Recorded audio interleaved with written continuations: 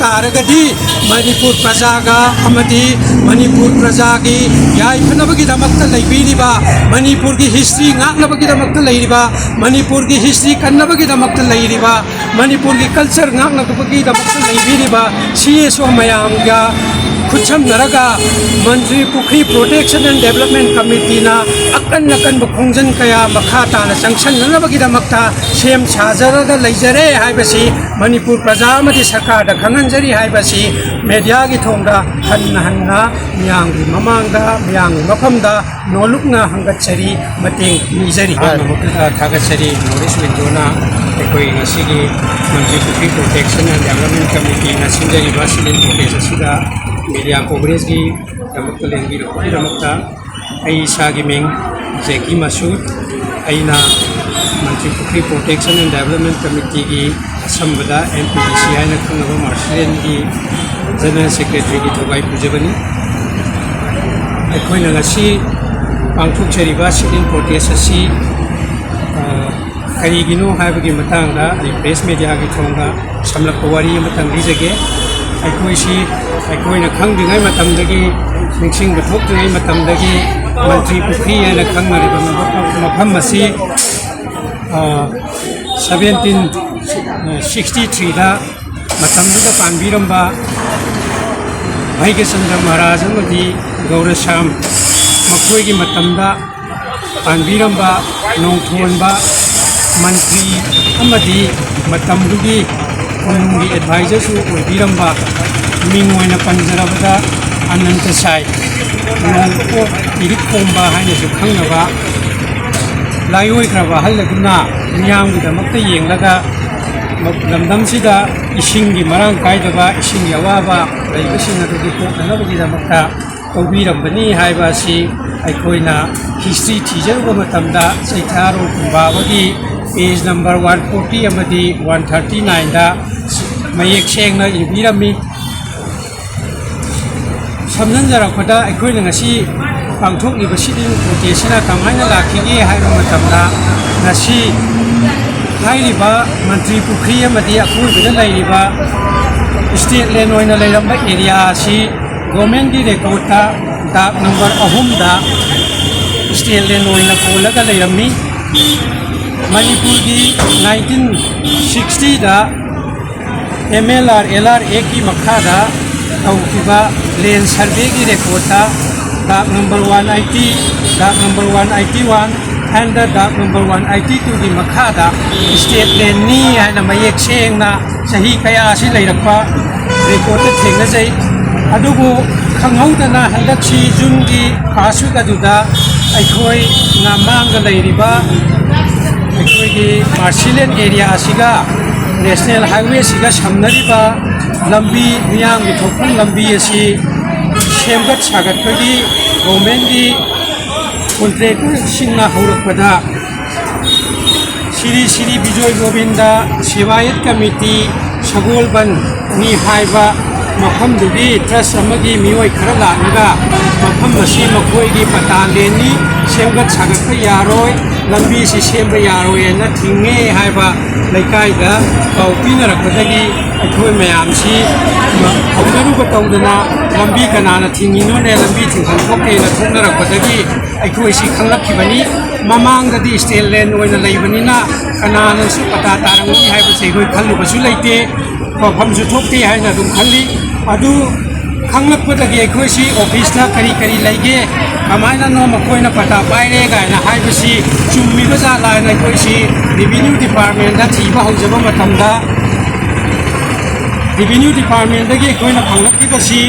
December 2021 दा revenue department दगी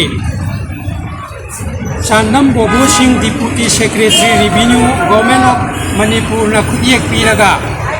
हाइरिबा डाक number अनि हाइबदी डाक नंबर 180 ना कोनबा लमसिदगी एकर 51 अदुगा डाक नंबर 182 दगी acre 33 secretary Shri Shri Vijay Govinda Sevayat committee of सगोलबन हाइबा ट्रस्ट असिगी ममंगदा एलोनमेंट ऑर्डर थोओ एना ऑर्डर अमा पिबिरंबा थेंगरे अदुदगी मखा पाना थिजनबदा 2024 दा एलॉनमेंट ऑर्डर असिगी अगेंस्ट असिगी फेवर दा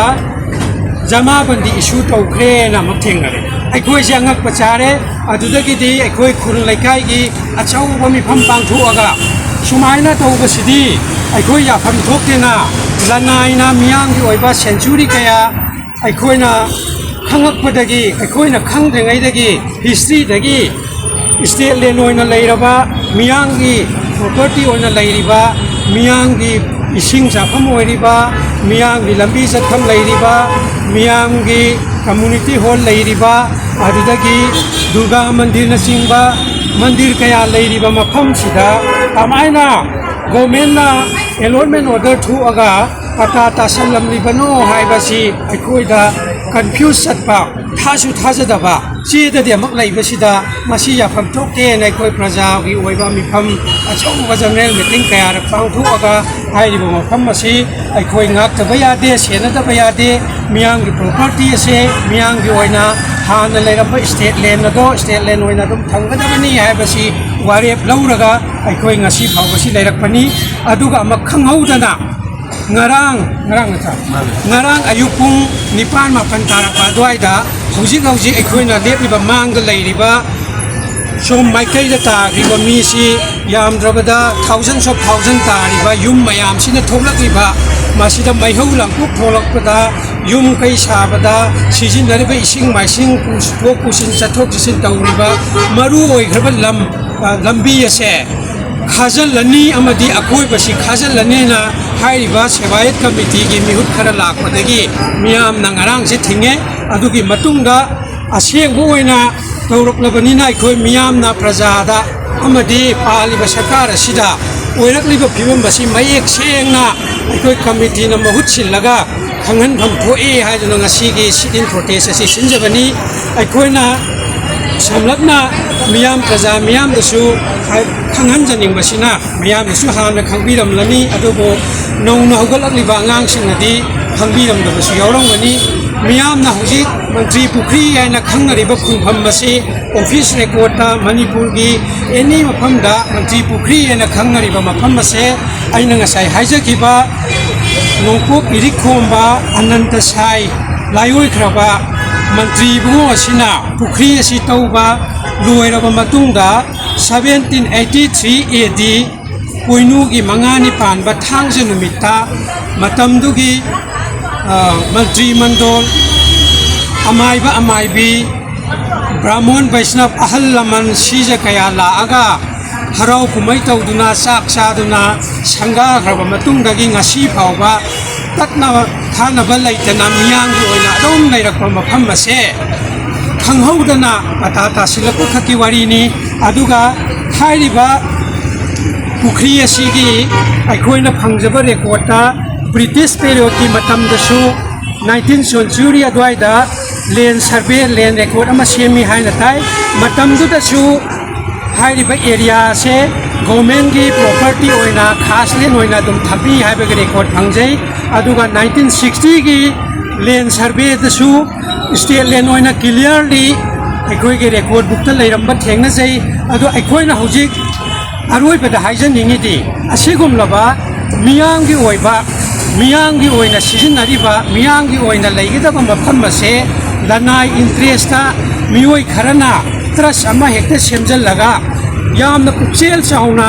कथोक पिरमलिबा अहल निबुंगो लायोय खरबा अदुगी वखलोन अदुगी अगेंस्ट लनाई ओइना सिजिनरकपा सिदि अखोई प्रजा लेकाय सिदा लैरिबा खुनफम सिदा लैरिबा मियाम अमत्तना यारोय याफम थोक्ते मसिदा थेंगबा याबा खुदिमक थेंगनी अचेत पखोंफम अमत्त होंगबा लैतना थेंगनी हाइबा दुगी मखादा ngasiगी सिटिन प्रोटेस्ट असि पांथोकजबनी मदुना प्रजा मियामना मणिपुर की मिपुम खुदिमक ताई खोइना मतेंग निजरिबदी असिगुमलबा तांग्रबा मफम मणिपुर की हिस्ट्री रेकॉर्ड ता लैरकलिबा लैहौबदौरिबा सिगुमलबा म्युनिसिपालिटी एरिया दा यामना फजग्रब मफम निथेम पुखरी की मतुंगदा अनी सुबा सोबा पुखरी अमा ओइना लेरिबा मफम असे लनाई की ओइबा पर्पस सिजिनहन की बाहायबसिदी मियामना सु याफम थोकते अखोई कमिटी ना संगसन जरइबा खोंजंग सिंग असिदा मणिपुर मियामना मतेंग पिबियो अमदी मणिपुर सरकारना अथुबा मतमदा करम्बा एंगल दगी कमायना लेकाय असिदा तारिबा मियोय सिंगसिगी खन्नरम्बा तानरम्बा हंगबीरम्बा अमत याउदना नारोंदा मणिपुर सरकार की रेवेन्यू डिपार्टमेंट ना एलॉटमेंट ऑर्डर थोपगी प्रोसेस कमायना तौबीरमिनो जमाबंदी कमायना इश्यू तौबीरमिनो मासी पालिब सरकार असिना अथुबा मतमदा मरी लेनबो अथॉरिटी सिंग अदुदगी रेकॉर्ड सिंग कोखटपिरगा चेनरम्बा मियोय खुदिंगमक्सु मतिक चाबा दंडी पिफम थोई पीगदबनी हाइबसे ngasiगी सिटिन प्रोटेस्टा फमलिबा मियांगी अमत ओइबा वारेबनी कमिटी की अकनबा अचेखवा डिमांडनी हाइबसी पालिबा सरकार असिदा हन्ना हन्ना रिक्वेस्ट तौजरी मसिदा करिगुंबा एक्शन लौखटपिरक्तबा तारगदी मणिपुर प्रजागा अमदी मणिपुर प्रजागी याइफनबगिदमक्ता लैबिरिबा मणिपुर की हिस्ट्री ngaknabagidamक्ता लैरिबा मणिपुर की हिस्ट्री कन्नबगिदमक्ता लैरिबा मणिपुर की कल्चर ngaknabagidamक्ता लैबिरिबा सीएसओ मयामगा खुचम नरगा मंत्री Pukhri protection and development committee ना अकन अकन खोंजन कया मखा ताना संगसन ननबगिदमक्ता सेम साजरगा लैजरे हाइबसी मणिपुर प्रजा अमदी सरकार दा खंगनजरी हाइबसी मीडिया की थोंदा हन्ना हन्ना मियांगी ममांगदा मियांगी मफमदा नोलुकना हंगचरी मतेंग निजरी ये थाबसी अखोइजी खंगहौदना ngasi मरी मंगानी सिदा रेकॉर्ड थिदोकपदसु जने अखोइगी ऑफिस की स्ट्राइक लेबना मरम होइरगा अपन खरा लेरमबदगी ची चांग खतंग वाटप लेरी अखोइ अथुबदा लीगल अप्रोच संगनबा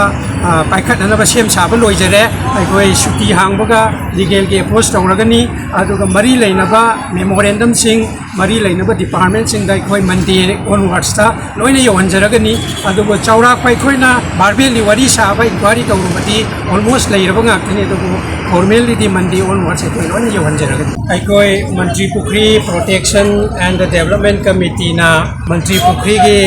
हिस्ट्री अमदी मंत्री पुखरी असी सेंबीरंबा तौबीरंबा लायोइख्रबा अहलिबुंगो मंत्री बुंगो श्री अनंत साई नौपोक इरिखोंबा महाकना कथोकपिरंबा अखोइ लेकाय असिदा खुनफम असिदा तारिबा अखोइगी मिरोल असिना महाकना तौबीरंबा खुदिंगमक असिगी लमन सिंजबा ओइना इकाय खुमनबा उच्चबा ओइना अखोइगी कमिटी असिना ngasiगी सिटिंग प्रोटेस्ट असिदा तिनबीरंबा मियाम अहल लमन पुनमकना पिबीरंबा सजेशन की मतुंगिना लायोइख्रबा अहल दुगी फाउंडेशन स्टोन अमा मूर्ति अमा खिल्लगा महाकी निंगसिंग खुबम अमा थमलगा तुंग कोइना हिस्ट्री दा मयेक लाना लेहौनबगिदमक्ता अचौबा मूर्ति अमा लिंखटपा साबा हाइबसी एमपीडीसी की अचेतपा वारेप अमा ओइना ngasiगी मिफमना लौजख्रे मासिसु मियामना साजोक पिबियो मियामनसु मासिदा अखोइदा इनोट पिबियो मतेंग पांगबियो हाइबासी मियामदा प्रेस मीडिया की थोंदा निंसिंजनी।